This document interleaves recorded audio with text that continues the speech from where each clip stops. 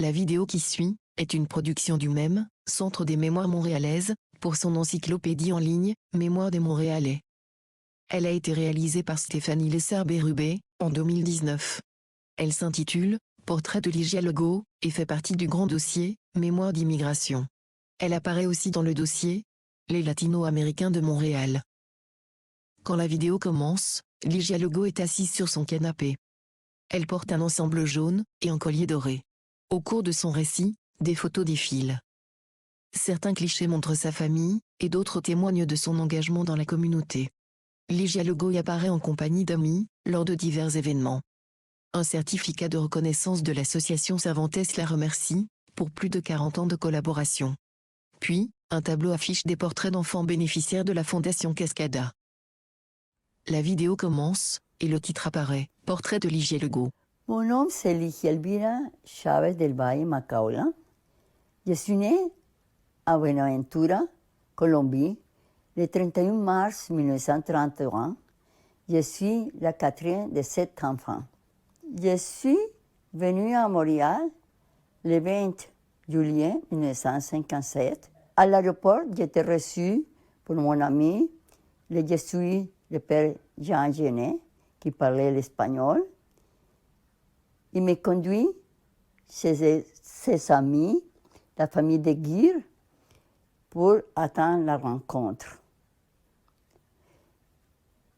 Quelque temps après, sa famille arrive. Il nous annonce que mon mari et son frère étaient péris dans un accident d'avion. Donc, je suis partie avec la belle famille à Toronto.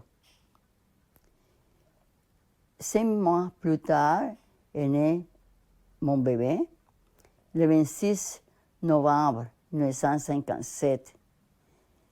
C'était une joie pour toute la famille. Un an plus tard, je suis venue à Montréal en vacances et j'y resté définitivement. J'ai rencontré mon futur époux. 1 mois et demi plus tard, on était mariés, malgré l'interdiction de sa famille, parce que j'étais un étranger, avec une petite fille de 1 an et demi, et qu'on était très, très jeunes. Moi, je m'impliquais tout le temps. J'ai commencé à enseigner l'espagnol. Dans ce temps-là, est ici pas trop populaire.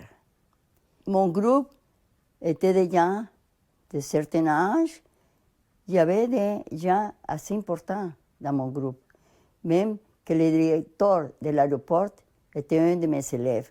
Ça allait tellement bien qu'on a créé une pièce de théâtre en espagnol. J'ai formé un groupe folklorique inexistant dans ce temps-là. J'ai aidé à l'ambassade et au consulat à toutes sortes de rencontres. J'étais un membre très actif de l'association Cervantes, qui était formée par les diplomates hispano-américains pour faire connaître notre culture. J'ai fondé, avec la collaboration de 2 amis, la Fondation Cascada pour venir en aide des enfants dépourvus de Colombie. J'étais la présidente de ça. Quand j'étais arrivée à Québec, ma vie changeait complètement. Parce que j'ai eu l'opportunité de développer mon amour pour l'opéra, la musique classique, les arts en toutes ses formes, pour la nature, pour les voyages, pour les besoins de faire connaître mon pays. Je peux dire, en résumé, que je me sentais une personne complète. Mon héritage, mes 4 enfants, mes 8 petits-enfants, c'est la meilleure chose que je pourrais laisser à la communauté. La vidéo se termine, tandis que Ligia Legault montre une photo de sa famille réunie. Générique. Témoignage, Ligier Legault. Entrevue, Reina Victoria Vega Vega. Vidéo, Stéphanie Lesser-Berubé. Photo, collection personnelle de Claude et Ligier Legault. Remerciements, Claude Legault, Danuta Vrobel, et Noïnou Manès Blanquissette. Une audiodescription, Élocutio.